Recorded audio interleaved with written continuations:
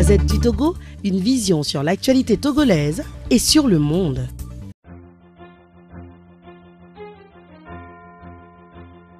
Que le peuple togolais aspire profondément à l'alternance et que la CEDEAO met dans les dispositions d'accompagner le peuple togolais dans ce processus. Il a dit de façon claire. Nous attendons de voir ce qui va se passer sur le terrain, comme on a dit bien. Merci. Oui.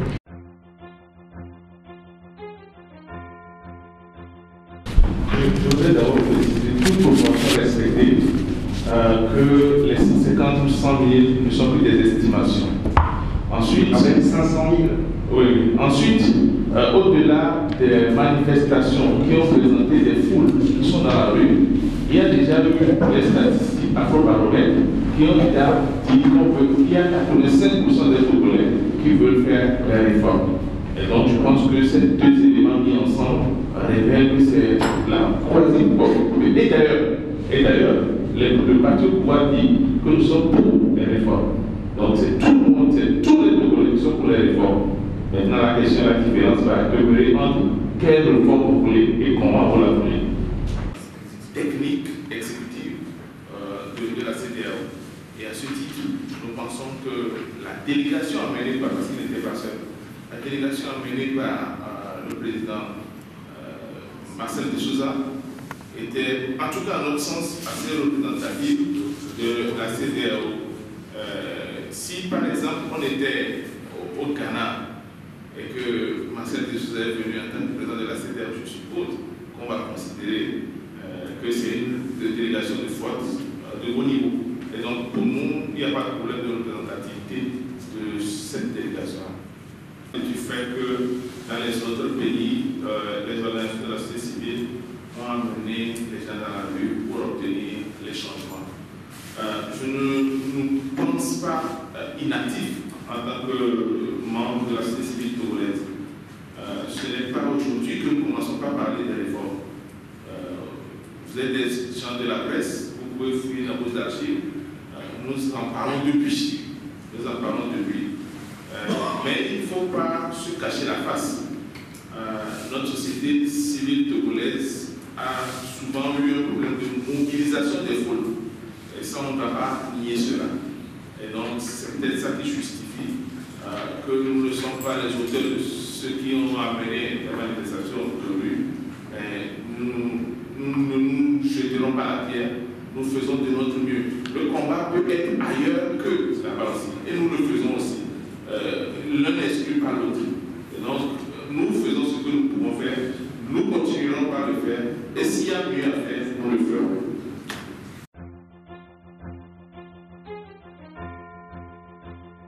Avait été interrompu délibérément. Moi, ce que je demande, c'est vrai, les organisations de la société civile, mais tous citoyens, pris individuellement. Et je pense que les citoyens ne seront pas cette fois-ci indifférents. J'en veux pour preuve. Lorsque, dans le temps, on augmentait le prix des produits pétroliers, les citoyens en encaissent. Mais le 27 février 2017, lorsqu'on a augmenté le prix des produits pétroliers, les citoyens togolais, de manière spontanée, sont sortis pour dire que, mais là, ça devient trop. Pour manifester leur ras-le-bol par rapport à cette attitude du gouvernement. Et moi, je vois la chose de cette manière. Que la prochaine fois où le gouvernement, sans raison, se mettra à empêcher les citoyens de se communiquer entre eux, de faire leurs affaires, en coupant, en interrompant de manière délibérée le réseau Internet, je crois que la manifestation se fera spontanément.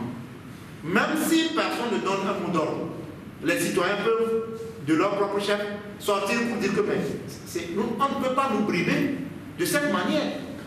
Nous mépriser à tel point, tout simplement parce que les Togolais sont sortis pour réclamer, revendiquer des réformes que tout le monde trouve légitimes, et on les empêche de communiquer entre eux. Donc moi je pense que ce serait quelque chose de spontané, et plus personne en ce moment ne pourra contrôler. Voilà.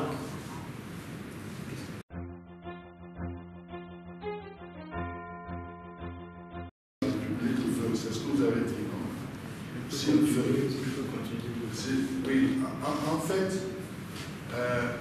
dans la situation actuelle, on peut dire qu'en réalité, il n'a plus d'initiative. Pourquoi? Parce qu'il avait l'initiative depuis la signature de l'accord politique global depuis 2006. Mais il a traîné. Et il a traîné et les choses sont arrivées à un point où c'est la rue qui lui demande maintenant de faire les choses. En fait, refuser de le faire, c'est avoir du mépris pour son peuple. Et je crois que ça crée un autre problème pour lui. Le mieux pour lui aujourd'hui, c'est d'accepter de dire, bon d'accord, population, je vous ai écouté, j'ai entendu ce que vous avez dit, et c'est ce que n'importe quel dirigeant d'État fait.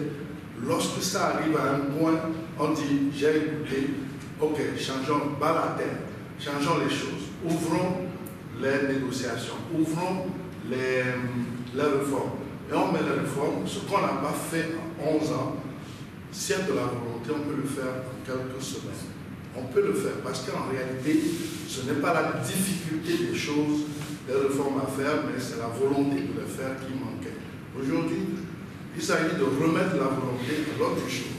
Mais s'il ne le fait pas, alors là, moi je dirais tant pis en ce moment-là.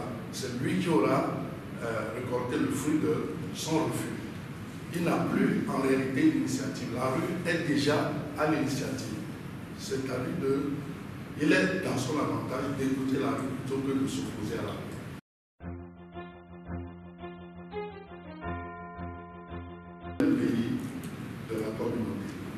Et ce qu'on appelle l'alerte précoce, c'est une sorte d'observatoire qui observe la vie.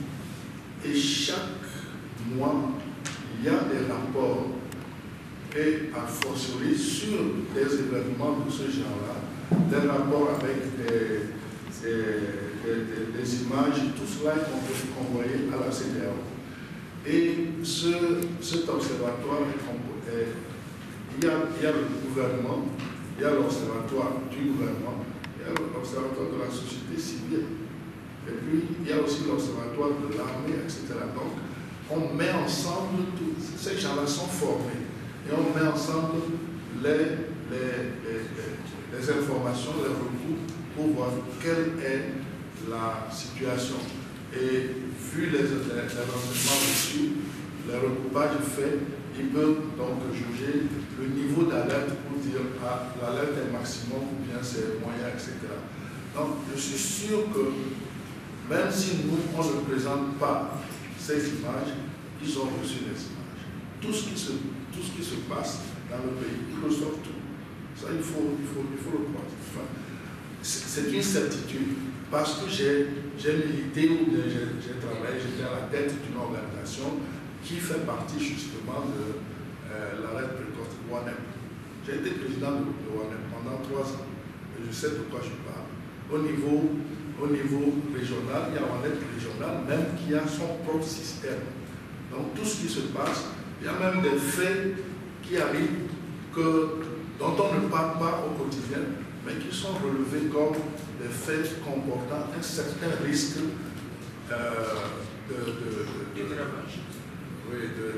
d'atteinte à la paix, etc. Donc, je suis sûr qu'ils ont reçu toute cette image.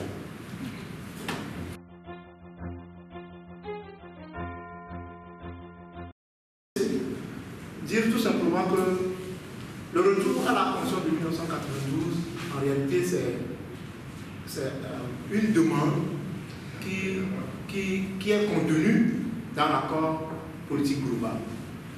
Et la société civile togolaise a été signataire de cet accord. C'est vrai que ça reste un problème politique. Mais, comme l'a dit M. Sethi, si le chef de l'État écoute son peuple, il écoute son peuple, je crois qu'on fait la réforme, on retourne dans la Constitution de 1992, mais n'a pas rapport aux conséquences qui vont en découler. Ces conséquences feront l'objet d'une discussion. Et je ne suis pas sûr que la société civile sera en marge ou bien ne va pas d'une manière ou d'une autre avoir un regard sur cette discussion. Je ne suis pas sûr. Et donc moi je pense qu'il appartient en réalité au président de la République de savoir saisir l'occasion. Je crois que c'est de ça qu'il s'agit. Mais la société civile, nous l'avons dit dans notre déclaration, que seul prévaudra l'intérêt national. C'est l'intérêt national qui prévaudra. Et la société civile n'est pas prête à accepter un compromis qui se fera sur le dos du peuple. Nous l'avons mentionné dans notre déclaration liminaire. Et c'est important. Voilà. La Gazette du Togo, une vision sur l'actualité togolaise et sur le monde. Rejoignez-nous sur le www.lagazettedutogo.com ou sur nos comptes Facebook, Twitter et YouTube. Pour tout contact, écrivez à contact@lagazettedutogo.com ou appelez le 92 80 88 53. La Gazette du Togo, c'est l'information en continu.